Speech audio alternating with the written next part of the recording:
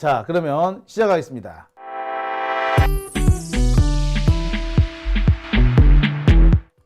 네, 오밤중의 뉴스 함께하고 계십니다. 예, 덥네, 더워. 자, 그러면 두 번째 주제 시작을 하겠습니다. 두 번째 주제는요, 경제 소식입니다. 갑자기 경제 소식 얘기를 하니까 이게 무슨 소리야? 라고 하실 분들도 계시겠습니다. 그런데 오늘 이 경제 얘기를 안 하면 안 될 것 같아서 제가 준비해 봤습니다. 오늘 주식시장, 오늘 외환시장 혹시 보신 분들 계십니까?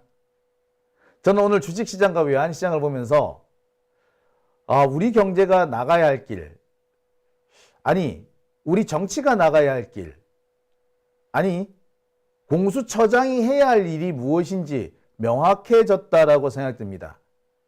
아울러 최상목 경제부총리의 태도가 무엇이어야 하는지도 명확해졌다고 생각합니다. 아시는 분은 아실 거예요. 오늘 윤석열이 체포된다. 공수처에서 윤석열 잡으러 갔다. 라는 소식이 들리자 오늘 주식시장이 급등했습니다. 그런데 윤석열 체포를 중단하고 철수한다. 라는 소식이 들리자 갑자기 주식시장이 급락합니다. 환율도 마찬가지예요.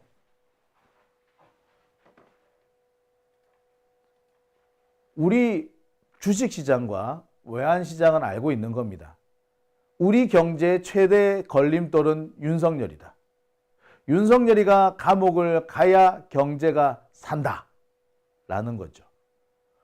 오늘 있었던 이 시장 변동을 보면서 많은 분들이 저와 같은 생각을 했으리라 생각됩니다. 우리 주식시장과 외환시장은 외국 투자자들과 밀접한 관계가 있습니다. 외국 투자자들이 윤석열 잡으러 간다라고 하니까 투자를 막 시작을 한 거야. 그런데 실패하고 돌아 나온다. 오늘은 포기했대. 라고 하니까 갑자기 주식시장이 떨어집니다. 환율은 더 다이나믹하게 움직였습니다. 바닥으로 갑자기 시장이 열리자마자 환율이 뚝뚝뚝뚝뚝뚝 떨어집니다. 최근 한 두어 달 동안 외환시장은 시장을 열자마자 환율이 치솟기 시작했습니다. 근데 오늘은 정반대로 시장이 열리자마자 환율이 떨어지기 시작해. 1467원이었는데 1464원까지 뚝 떨어져 버립니다. 순식간에 3원이 떨어지는 거예요. 그런데 체포영장 집행 오늘은 안 한다 라고 하니까 갑자기 환율이 급등합니다.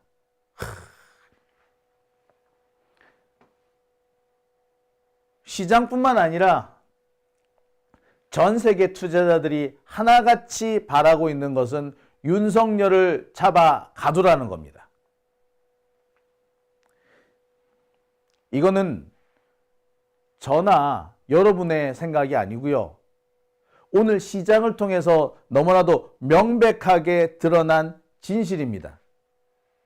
윤석열 집행이 정지된다, 중지됐다라는 소식이 들리자 시장이 어떻게 반응했는지 그래프부터 보실게요. 오늘 하루 종일 외환시장이 출렁거렸습니다. 이 그래프는 오늘 코스피 지수 그래프입니다. 장이 시작하자마자 주가가 치솟기 시작했습니다. 8시 정각에 윤석열 체포 시도가 있었다. 뭐 다들 아시죠? 그러니까 시장이 열리자마자 막 이렇게 치솟는 겁니다. 쭉쭉쭉쭉쭉 올라가요. 주가가 올라간다. 쭉쭉쭉쭉쭉. 순식간에 2390이었던 주가가 2450으로 무려 60%포인트가 올라버려요. 장이 열리자마자 치솟기 시작한 주가 점심시간까지 계속 오릅니다. 그런데 갑자기 뚝 떨어지네요. 공수처가 오늘 체포영장 집행을 중단한다. 그리고 철수하기 시작했다. 라는 소식이 들리자마자 바로 이런 반응이 나타난 겁니다. 바로 이 순간 그래프를 보시죠. 더 적나라하죠.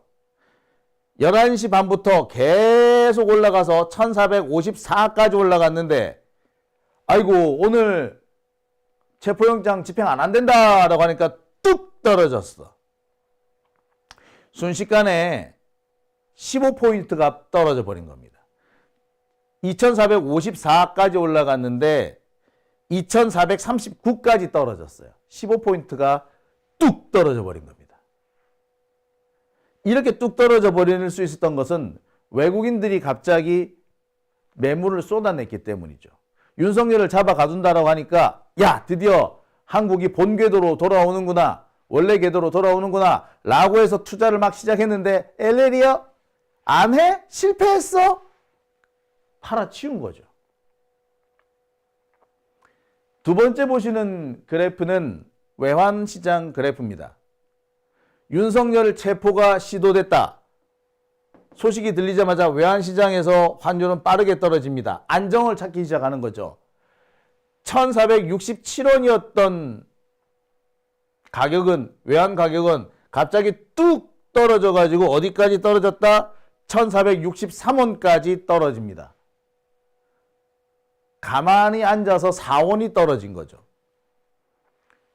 여기서 여기까지는 30분이었습니다. 30분 동안 4원이 떨어져 버립니다. 그 사이에 계속 왔다 갔다 하지만 환율은 계속 내리막 분위기를 보였습니다. 그런데 갑자기 치솟네요. 내리는 것 같더니, 내리막인 것 같더니 왜 갑자기 치솟지? 네, 공수처가 철수했다. 오늘 윤석열 체포를 안 하고 철수했다. 라는 얘기가 나오자마자 갑자기 환율이 치솟더니 마침내는 원래 가격과 거의 엇비슷한 수준으로 와버립니다. 최종가는 1467원. 오늘 시작가는 1470원이었는데 최종가는 1467원. 오늘 윤석열이 체포가 되었었다면, 그래서 오늘 수감이 됐다면 우리나라 환율은 더 내려갔을 겁니다. 1400원대 아래로 내려갔을런지도 몰라요. 바로 안정을 찾는 거였습니다. 근데 포기하는 바람에 말짱 도루묵이 돼버린 겁니다. 어떻습니까? 이것만 봐도 명백해지지 않습니까? 우리 경제의 최대 걸림돌은 윤석열이다 라는 거죠.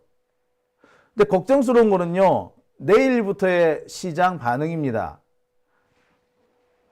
공수처라는 곳에서 윤석열 체포를 실패했고 자칫 앞으로 추가 시도도 안 할 수도 있다. 이런 식의 메시지가 가게 되면은 전 세계로부터 한국 외환시장은 외면을 받을 수밖에 없게 됩니다. 한국이 드디어 정치적인 무질서나 혼란 상황을 벗어 던지고 원래대로 돌아오는구나, 회복하는구나 라고 생각을 했었는데 그 회복 시기가 앞으로 무한정 늦춰질 수가 있다는 게 확인이 돼버렸잖아요. 앞으로도 계속 윤석열이가 용산을 틀어지고 있으면서 계속해서 내란 세력들을 부추기고 내란 세력들이 용산에서 난동을 부릴 수 있고 그런 상황이 계속 벌어질 수 있다. 이렇게 되는데 그러면 외국인 투자자들은 한국에 투자를 할까요? 안 그래도 계속 나가고 있는데 앞으로 더 불확실해진 한국의 정치 상황을 보면서 외국인 투자자들은 빨리 정리하고 나가려고 할 겁니다. 그리고 이렇게 나간 사람들은요, 안 돌아와요. 안 돌아옵니다. 오늘 공수처의 태도는 최상목 그 경제부총리 권한대행하고 분명히 일정 정도 교감을 갖고 벌인 일로 보입니다. 결국에 오동훈하고 최상목이가 책임을 져야 되는 상황이라는 겁니다. 내일 아침에 외환시장이 어떻게 될지는 모르겠어요. 제가 지금 현재 외환시장 지금 뉴욕하고요, 런던에서 외환시장이 열려 있는데 거기 지금 상황을 조금 봐야겠네요.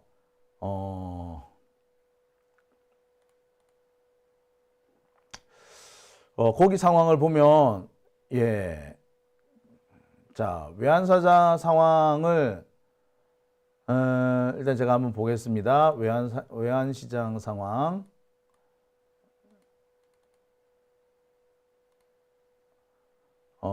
예. 자, 외환시장 상황을 보겠습니다. 예, 1470원으로 다시 올랐네요. 예. 예, 다시 올랐네요. 지금, 오르고 있는 중이네요. 지금 현재 1470원으로 다시 올라 있는 상황입니다. 그러네요. 결국에 오늘 아침 가격으로 돌아왔네요. 내일 아침이 되면 1,500원을 뚫을 수도 있겠네요. 그렇습니다. 우리 경제의 최대 걸림돌은 윤석열이라는 것이 다시 한번 확인이 됐습니다. 그런데 왜 오동훈 공수처장과 최상목 권한대행은 이런 너무나도 뻔한 진실을 외면하려고 하는 걸까요? 예. 이들은 왜 내란 주범들을 계속 살려주려고 하는 걸까요? 시간을 끌면은 안 되는 겁니다. 원래 그렇지 않습니까? 내란을 저지른 놈들이 시간을 끌어서 처벌받지 않고 시간을 끌게 되면요, 2차, 3차, 4차 내란을 일으킵니다. 원래 내란이라는 게 그래요. 내란은 실패하면 죽음이잖아요. 따라서 내란에 실패한 자는요, 바로 감옥에 잡아 넣어야 됩니다. 내란에 실패한 자를 감옥에 쳐넣지 않으면은, 네, 걔들은 살아남기 위해서 계속 내란을 일으켜요. 지금 현재 벌어지고 있는 게 그들이 다시 벌이고 있는 내란 아닙니까? 어디 감히 내란을 일으킨 자가 경호원을 동원해가지고 영장 집행을 막아요. 그리고 그 영장 집행을 하면 안 된다고 국회의원들이 설칩니까? 이게 내란입니다. 이게 내란이요. 시간 끌면 내란을 합리화시켜주는 겁니다. 내란 세력이 돌아오는 거예요. 달리 말해서 오동훈 공수처장은 뭐? 내란에 동조한 겁니다. 제가 볼 때 오동훈은요, 감옥 가야 될 놈이야. 최상목 역시 감옥에 보내야 될 놈입니다. 이런 자들이 있기 때문에, 이런 자들 때문에 우리가 참 오늘 하루도 편히 잠을 자지 못하는 겁니다. 아직도 내란은 계속되고 있습니다. 참 열받는다. 자, 오늘 유상범이라는 놈이 이런 말을 했습니다. 체포영장은 불법이고 이 체포영장을 발부해준 판사를 탄핵하겠다. 이런 걸 보고 우리는 적반하장이라죠. 적반하장이라는 말은 도둑적자의 이 반대 반자, 들하자, 몽둥이 장자입니다. 도둑놈이 도리어 몽둥이를 집어든다 라는 것이 적반하장이라는 말이죠. 딱 적반하장 아닙니까? 참. 내란을 일으킨 대통령, 그놈을 대통령이라고, 역적을 대통령이랍시고 역적 잡아가도록 한 판사를 탄핵을 한답니다. 이 개새끼 아니야? 다시는 영장이 못 나오게끔 하겠다는 그런 의도인 거죠. 이번에 영장 집행 못하면요, 다시는 영장이 안 나올지도 몰라요. 판사가 영장 내줄 때 나름 엄청 위험을 부담하고 내준 거잖아요. 그런데 그 영장을 집행하지 못하고 되돌려 가져오면은 판사가 또 그 영장 내주겠습니까? 절대로 안 내주죠. 더군다나 이런 새끼들까지 설치면, 예, 오동훈은 앞으로도 영장이 안 나오게끔 길을 열어준 겁니다. 판사들 그 누구도 영장 내주지 말라는 거예요, 이 말은. 그리고 그 상황을 지금 만들기 위해서 유상범 같은 놈이 지금 열심히 뛰어다니는 거죠. 이들이야말로 내란 사범인 겁니다. 이들이 설치니까, 이런 놈들이 설치니까 대한민국 시장을 외국 투자자들이 믿을 수 있겠습니까? 겨우 이제 제자리를 찾는구나, 사필 규정이 되는구나 라고 해서 투자하려고 들어왔더니 참 반나절도 채 버티지 못하고 되돌아와 버리면, 아이고. 자, 분명히 말씀드립니다. 이번 영장 집행 못하면은요, 이번 영장 집행 못하면은 아무도, 어떤 판사도 추가 영장 안 내줍니다. 그러면 이 일이 어떻게 꼬이게 될지 몰라요. 그리고 그 시작을 오동훈 공수처장이 저지른 겁니다. 역사 앞에 죄를 짓는 거고요. 국민들 앞에 천벌 받을 짓을 하는 겁니다. 이런 놈은 진짜 길거리에 신촌 노타리에다가 매달아 놓고 각 방향으로 차를 출발시켜야 되는, 현대판 거여형을 해야 되는 게 아닐까 생각이 드네요. 자, 아무튼 열받는다. 자, 이런 놈은요, 제명해버려야 되죠. 예. 판사가 탄핵당해야 되는 게 아니라, 예, 이런 유상범 같은 사람이 쫓겨나야 된다라고 생각이 듭니다. 자, 오밤중의 뉴스 함께하고 계신 지금 시각 12시 3분 지나고 있습니다.